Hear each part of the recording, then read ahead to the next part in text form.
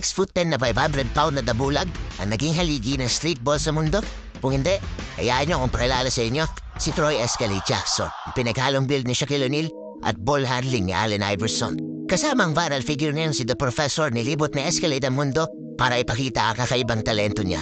Sino ba naman kasi ang hindi maiingganyong panoorin mag-basketball ang higanteng ito? Magaling na, nakakaaliw pa. At hindi mo nga malaman kung saan niya hinuhugot ang liksi at bilis sa kabila ng bigat ng katawan niya. Para magkaroon lang kayo ng ideya, ang timbang na Escalade ay katumbas ng isa't kalahating Shaquille O'Neal. Ganon katindi ang dinadala ng tuhod niya pero mukha namang walang problema. Dahil pansinin niyo na lang kung gaano kalinis ang crossovers at duck niya. Muntik pa nga itong mag-NBA. Kapatid nga kasi niya ang dating NBA star at ngayong commentator na si Mark Jackson. He was 14 nung mga pasok ang kuya niya sa NBA. Pero nakasama pa nga ata yun dahil ito ang naging dahilan kung bakit hindi na niya sineryoso ang pangarap niya makapasok sa liga. Kontento na ang pamilya nila maisang Jackson na nasa NBA. Milyones na nga kasi ang pumapasok na pera sa kanila. At isa itong rason kung bakit lumobo ang timbang ni Escalade. Dahil imbes na sa pagte-training niya ito ng oras niya, naging abala siya sa pagbili at pagkain ng lahat ng gusto niya. But despite this, nagpatuloy pa rin naman siya sa pagiging isang certified na basketballista. Pero imbes na sa harap ng NBA crowd, sa Rucker Park sa New York niya pinakita ang kanyang talento sa pagbabasketball. Magaling, maliksi, athletic para sa laki niya at most importantly, makulit. Si Escalade ang naging sentro ng atensyon sa streetball sa New York. At siya ang naging dahilan kung bakit pinadayo ang munting basketball court nila doon. Kahit mga scouts siya hindi nakapagpigil panoorin ang malaking hit na si Escalade.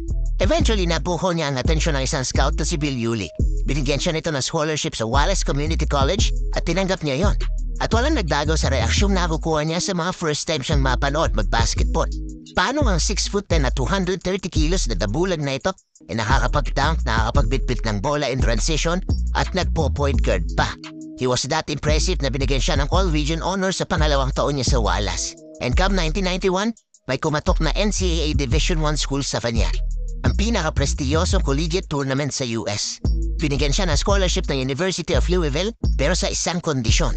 Kailangan niya magbawas ng timbang. Nagawa naman niya yun, even dropping to 400 pounds. Pero sa bawat kilong natatapyas sa kanya, nawala rin ang kumpiyansa niya sa pagbabasketball. Kaya I only played 20 games sa dalawang taon niya doon, averaging 3 points at 1.6 rebounds, spending majority of his time sa bench. Matapos nito, naglaro siya kasama ang Harlem Globetrotters at sa IBA. Pero ang dalawang puntong ito ng karera na Escalade ay maliit na piyesa lamang para sa pinakamalaking oportunidad na babago sa buhay niya, ang End One. Isang basketball apparel business na hindi nakilala sa brand na madamit at sapatos nila, kundi sa mga mixtapes na madalas dumadaan sa social media. Sigurado naman akong kilala niyo ang Professor na isang ball handling legend. Isa yan sa mga kasabay na Escalade na pumasok sa End One. At dahil malaking hit ang mga mixtapes nila, nag-umpisang magsagawa ang End One ng World Tour para mas makilala pa. Binuhay ni The Professor at Escalade ang hira ng streetball, even being featured sa ESPN. Ang hindi pangkaraniwang tandem ng patpating si The Professor at dabulag na si Escalade ang mas nagbigay ng atensyon sa End One. Dahil magkaiba man ang size ng dalawang yan, pero kung gumalaw, parang pareho lang. You can even say na ang success ng End One ay exclusively dahil kay Escalade, dahil siya talaga ang pinipilahan noon. At taong 2005 dito nag-peak ang popularidad niya. He was featured sa Sports Illustrated. Dati ay mga NBA superstars lang nilalagay sa cover page niyan. Pero this time, ang mukha na ni The Professor at Escalade ang nakabunga doon. Ganon kalaking ingay ang ginawa nila para sa streetball, na kahit na mismo NBA legends ay nagpapapicture sa kanya. Magic Johnson, Dennis Rodman, Shaquille O'Neal, ang ilan sa mga yan. Imagine that. Parte na rin kasi ay dahil stay true sa imaheng nagpasikat sa kanya bilang ang pinakamabigat na basketballista sa mundo. Kung tutusin, kaya naman kasi talaga niya magpapayat. Pero bakit niya gagawin yun kung ang kapalit nito ay mawawala ang branding at pangalan niyang binuo sa loob ng 2 dekada? Kaya hindi sumagi sa isip niyang magbawas ng timbang. Pero alam naman natin na lahat ng sobra ay masama.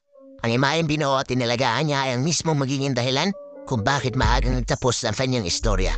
Habang nagkakaedad, lumabas ang mga senyales na hindi na kaya ng katawan niya ang bigat na dala-dala niya.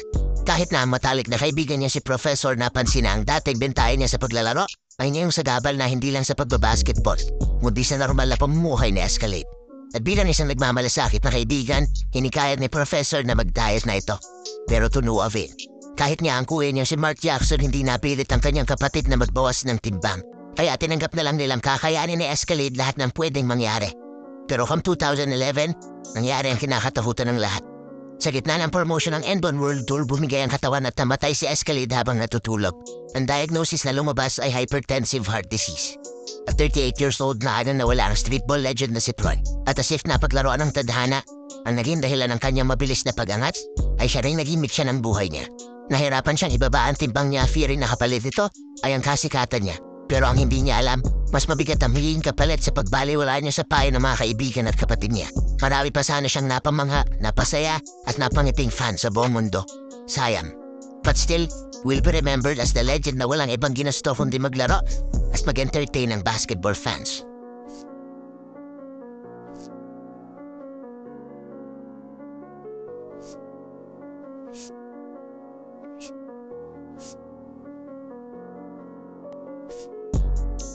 At para doon, may you rest in peace, Troy Escalade Jackson.